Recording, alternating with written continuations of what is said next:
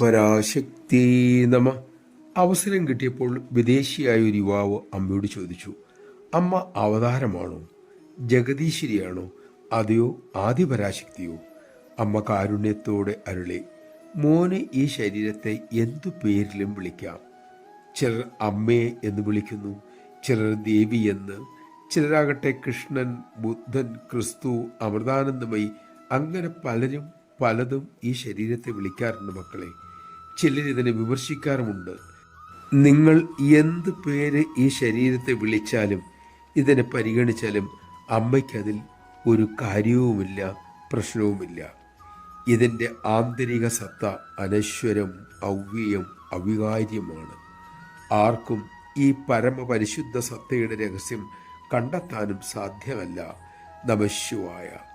അമ്മയെ അറിയുക എന്നതിനേക്കാൾ പ്രധാനം അമ്മയെ അനുഭവിക്കുക എന്നുള്ളതാണ്.